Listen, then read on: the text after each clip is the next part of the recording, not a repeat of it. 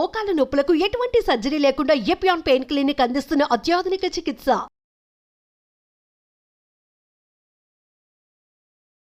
అందరికీ నమస్కారం. మనం ఈ వీడియోలో సర్వసాధారణంగా ఎంతోమంది ఎదుర్కొనేటువంటి అత్యంత సర్వసాధారణమైనటువంటి సమస్య అయినటువంటి మలబద్ధకం అనేటువంటి సమస్య గురించి, ఆ మలబద్ధక సమస్య ఎదురైనప్పుడు మనకు తెలిసినటువంటివి, మనకందరికీ బాగా పరిచయం ఉన్నటువంటి ఆహార ఔషధాలతో ఆ మలబద్ధక సమస్యని ఎలా తగ్గించుకోవచ్చు మొదలగు వివరాలు తెలుసుకోబోతూ ఉన్నాం. మలబద్ధకం సమస్త రోగవర్ధకం అంటుంది ఆయుర్వేదం. అంటే ఈ మలబద్ధక సమస్య అనేక రకాలైన రోగాలను కూడా వృద్ధి చేస్తుందని చెప్పేసి దీనికి మనం స్థూలంగా అర్థం చెప్పుకోవచ్చు. పీచు పదార్థం తక్కువగా ఉన్నటువంటి ఆహారం తీసుకోవడం, అట్లే రోజు నీళ్లు లేదా ద్రవరూపమైనటువంటి ఆహారం తక్కువగా తీసుకోవడం, ఆహార విషయంలో సమయపాలన పాటించకపోవడం, వేళకు విశ్రాంతి తీసుకోకపోవడం, సమయానుకూలంగా నిద్రపోకపోవడము, కొన్ని రకాలైనటువంటి వ్యాధులకు వాడేటువంటి ఆధునిక కృత్రిమ రసాయన ఔషధాలు, వృద్ధాప్యం, ఇవన్నీ కూడా ఈ మలబద్ధకానికి కారణభూతం అవుతూ ఉంటాయి. మరి ఈ మలబద్ధక సమస్య తగ్గేందుకు ప్రకృతి ప్రసాదించినటువంటి ఔషధాలపై చక్కటి అవగాహనను మనం కలుగజేసుకుంటే ఆ సమస్య వచ్చినప్పుడు ప్రకృతి మాత ప్రసాదించినటువంటి ఔషధాల ద్వారానే ఆ సమస్య నుంచి కూడా బయటపడవచ్చు. మరి ఈ మలబద్ధక సమస్య తగ్గేందుకు మనకు తయారు చేసుకోదగ్గ ఔషధాన్ని ఎలా మనం తయారు చేసుకొని వాడుకోవాలంటే, ఉదాహరణకి దీనికి కావలసినటువంటి పదార్థాలు 4.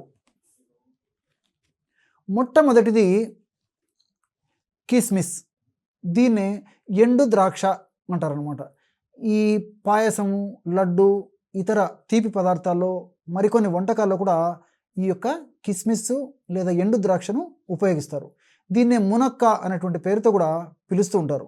ఈ కిస్మిస్ లేదా ఎండు ద్రాక్ష లేదా మునక్క సంవత్సరం అంతా కూడా మనకు ఆయుర్వేద ఔషధ విక్రయశాలల్లో, పచారీ కొట్లలో, డిపార్ట్మెంటల్ స్టోర్స్లో, జనరల్ స్టోర్స్లో ఎక్కడ పడితే అక్కడ సర్వసాధారణంగా దొరికేటువంటి ఆహార అద్భుత ద్రవ్యం, తీపు కలిగినటువంటి ద్రవ్యం. అట్లే రెండవది మెంతులు. మన ఇంట్లో ఉండేటువంటి అత్యద్భుతమైనటువంటి పోపుల డబ్బాలు ఉండేటువంటి ఔషధ గుణాలు ఉన్నటువంటి ఆహార ద్రవ్యం ఈ మెంతులు. అట్లే మూడవది సోంపు గింజలు. ఈ సోంపు గింజలు కూడా చాలామంది ఇళ్లలో ఉండినే ఉంటాయి, లేదా డిపార్ట్మెంటల్ స్టోర్స్లో కానీ జనరల్ స్టోర్స్లో కానీ మనకు సర్వసాధారణంగా దొరుకుతూనే ఉంటాయి. జీలకర్రలాగే ఉంటాయి, జీలకర్ర కంటే కూడా కొద్దిగా రుచి, వాసన తేడా ఉంటుందన్నమాట. సోంపు గింజలు సర్వసాధారణంగా దొరికేటువంటి గ్రంథి వస్తువు ఈ సోంపు గింజలు. అట్లే చివరగా ఈ ఔషధం తయారీకి 200 మిల్లీలీటర్ల నీళ్లు కూడా అవసరపడతాయి. ఈ 4 పదార్థాలు సేకరించుకున్న తర్వాత ఔషధాన్ని ఎలా తయారు చేసుకోవాలంటే, రాత్రి పడుకునేటప్పుడు 200 మిల్లీలీటర్ల నీళ్లు తీసుకొని ఆ 200 మిల్లీలీటర్ల నీళ్లలో ఎండు ద్రాక్ష ఒక 15 తీసుకోండి. ఎండు ద్రాక్ష ఒక 15. అట్లే మెంతులు ఒక టీ స్పూన్ వేసేయండి. అదే పద్ధతిలో సోంపు గింజలు ఒక అర టీ స్పూన్ వేయండి. ఒక టీ స్పూన్ అంటే ఇంచుమించు 5 నుంచి 6 గ్రాముల వరకు. సోంపు గింజలు అర టీ స్పూన్ అంటే 2.5 లేదా 3 గ్రాముల వరకు.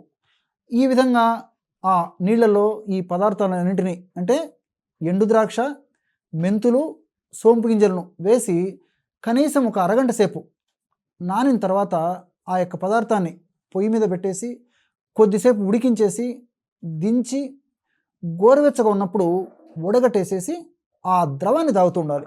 ఈ విధంగా క్రమం తప్పకుండా రోజు ఒక్కసారి ఈ యొక్క ఔషధాన్ని రాత్రిపూట తయారు చేసుకొని, మనం ఎంత వీలైతే ఎంత భరించగలిగినటువంటి వేడి ఉంటే అంత పరిస్థితిలో ఈ ఔషధం ఉన్నప్పుడు దాన్ని మనం స్వీకరిస్తూ సేవిస్తూ ఉంటే చాలా మంచిది. మరి ఈ పద్ధతిలో వాడుకోవడం వల్ల కాల విరేచనం ఆరోగ్యకరాణం శ్రేష్టం అన్నట్లు, మరి వేళకి మనకి టంచన్ కొట్టినట్లు మోషన్ అయిపోతుంది అనమాట. అది ఆరోగ్యవంతుల లక్షణం. మరి ఈ పద్ధతిలో మనకందరికీ తెలిసినటువంటి ద్రవ్యాలతోనే ఔషధం చేసుకుంటే అందరికీ అందుబాటులో ఉంటాయి కాబట్టి మరి చేసుకోవడం సులువు, ఫలితం కూడా చాలా మెండుగా ఉంటుంది. చౌకైన ధరకే ఔషధాన్ని తయారు చేసుకోవచ్చు.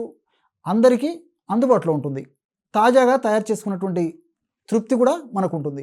లేదు, అనివార్య కారణాల వల్ల, కొన్ని పరిస్థితుల వల్ల ఈ ఔషధం తయారు చేసుకోవడానికి కష్టంగా ఉన్నటువంటి వాళ్ళకి మనకు మార్కెట్లో కూడా చాలా రకాలైనటువంటి శక్తివంతమైనటువంటి ఔషధ గుణాలు బాగా నిక్షిప్తీకరించినటువంటి ఔషధాలు కూడా మనకు మార్కెట్లో దొరుకుతాయి.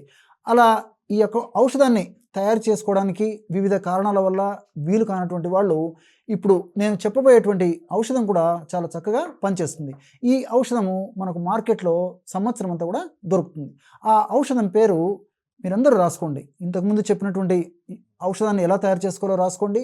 ఇప్పుడు చెప్పబోయేటువంటి ఔషధం కూడా మార్కెట్లో దొరికేటువంటి ఔషధాన్ని కూడా మీరు రాసుకోండి. పంచసకార చూర్ణం.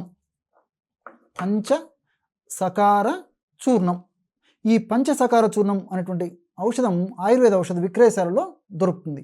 మరి వీరయ్యి అందుబాటులో ఉండి ఈ ఆయుర్వేద ఔషధ విక్రయశాలలు దగ్గరలో ఉండి ఈ ఔషధం దొరికేట్లయితే ఈ ఔషధాన్ని కూడా మీరు తెచ్చి ఇంట్లో పెట్టుకొని మరి ఆ మలబద్ధక సమస్య ఉన్నప్పుడు ఆ యొక్క ఔషధాన్ని వాడి ఆ సమస్య నుంచి బయటపడవచ్చు.